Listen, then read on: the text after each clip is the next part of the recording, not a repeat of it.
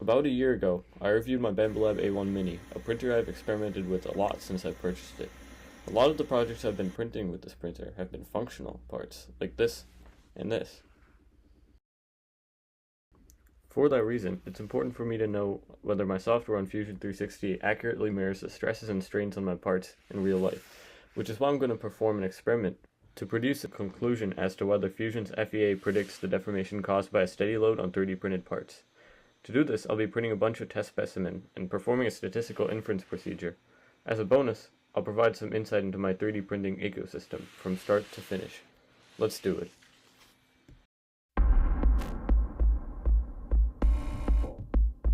All this would be pretty time intensive, which is why my friend Nazir is here. I'm Nazir. I'm a high schooler who is interested in physics and CAD, and I'm also taking statistics. So I will be working on this project with my friend Ryan. Let's begin by going through the entire experimental design process from start to finish. First off, we want to compare the simulated deformation of our part in Fusion 360 to the actual deformation in real life.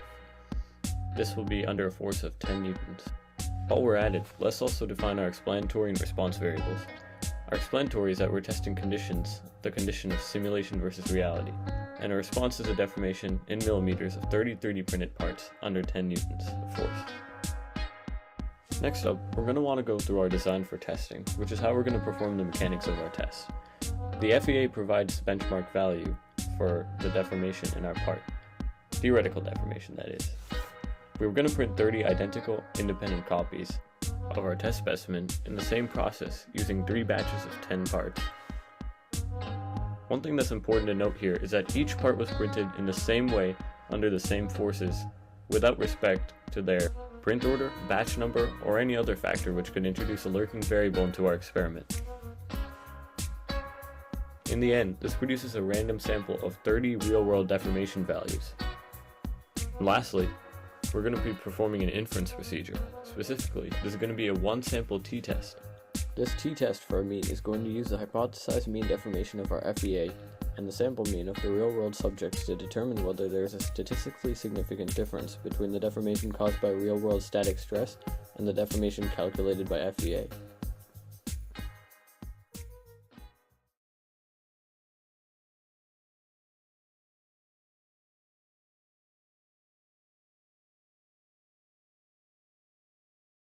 Now that we understand the what and the how of our experiment, we can begin designing in Fusion 360.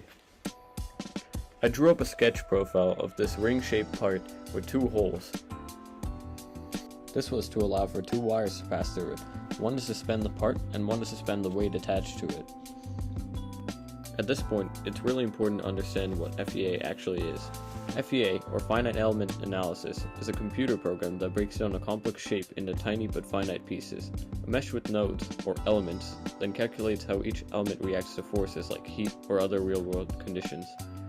FEA is like a weather forecast. It's a useful prediction, but you still need to step outside to check if it's raining. In my case, I'm using the static stress simulation. Static stress FEA is a type of finite element analysis that predicts how a solid object deforms and stresses under steady forces, meaning the load doesn't change over time or move suddenly. Here, I am entering the loads and constraints on my part.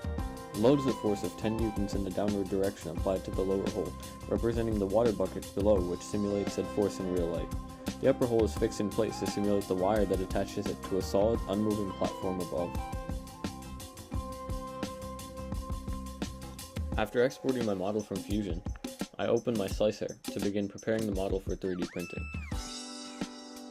Here you can see that it's possible to reorient the print using its faces or using a free-form transformation.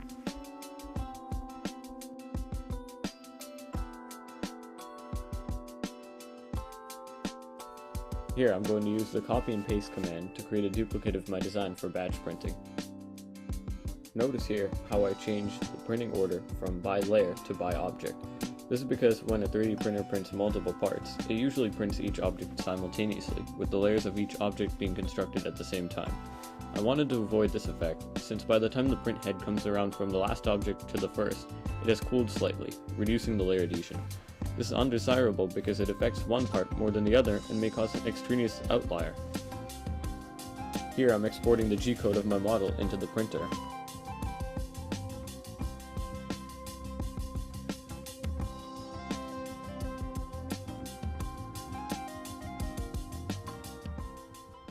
Now, while that was printing, I still had one question left unanswered.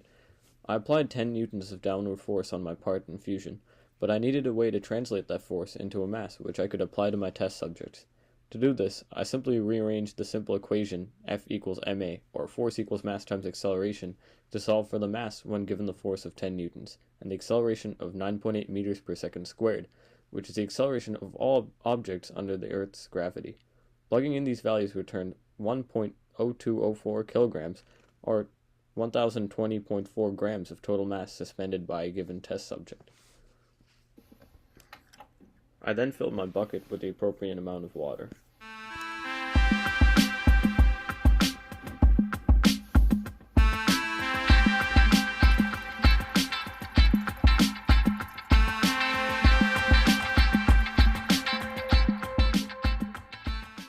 It is 1014 grams here, but I later topped it off to 1020.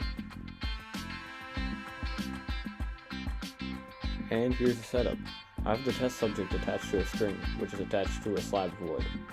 And I have another string, which is attached to the water bucket below. I'll measure the distance between the 2 points on the part before and after being loaded with the water bucket. And later, I'll subtract these values to get the deformation.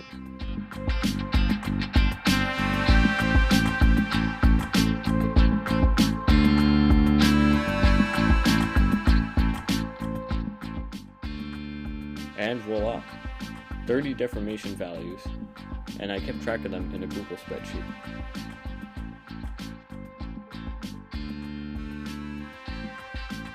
Using this histogram maker, I created a histogram for the data values. In terms of the summary statistics, we had a mean of 2.82, a standard deviation of 0.069, and a skewness of 0.53. Our highest was 2.98 and our lowest was 2.71 with a range of 0.27 millimeters. Now you may have noticed that my histogram has 6 classes or bars for the data to fall into, but in the histogram maker there were a range of values for the number of classes. To determine the appropriate number of classes for this dataset, I used Sturge's formula, a formula that gives the output k of classes when given the input n of sample size. Log base 2 of 30 is approximately 4.91, and 1 plus 4.91 gives approximately 5.91, or 6 histogram classes.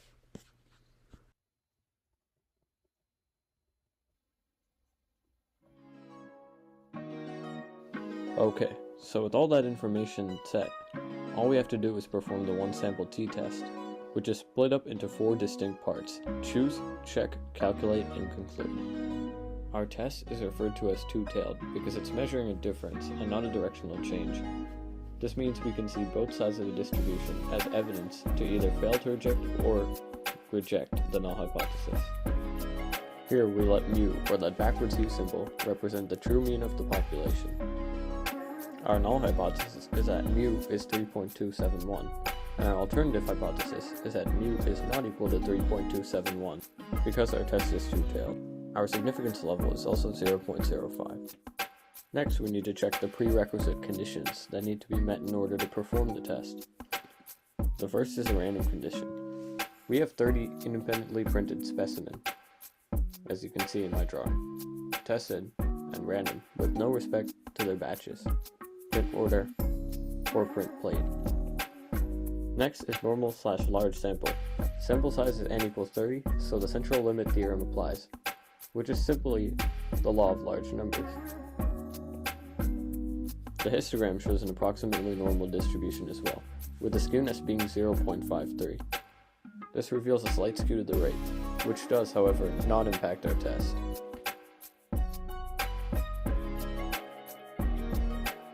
With our test parameters and conditions defined, we can begin calculating. We know that our sample size, n, is 30, as well as our sample mean, x bar, which is 2.823. Our sample standard deviation is 0.069, and our population mean is 3.271. To solve for our test statistic, t, we have to use the formula t equals the sample mean minus the population mean divided by the sample standard deviation over the square root of the sample size. This gives us 2.83 minus 3.271 over 0.069 divided by the square root of 30, which gives us negative 35.78 for the value for our test statistic. Additionally, our degrees of freedom, as n minus 1, is equal to 29. This returns a p-value of 1.51 times 10 to the negative 25th. The final step is to conclude our results. With t equals negative 35.78 and a p-value of less than 0.0001, we reject the null hypothesis at the 0.05 significance level. There is strong statistical evidence that the true mean deformation of the 3D printed parts differs from the simulation predicted value of 3.271 millimeters. Finally, a word of caution.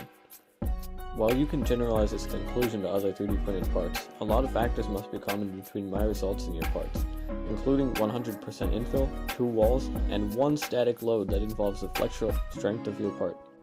Thank you for your interest in this experiment.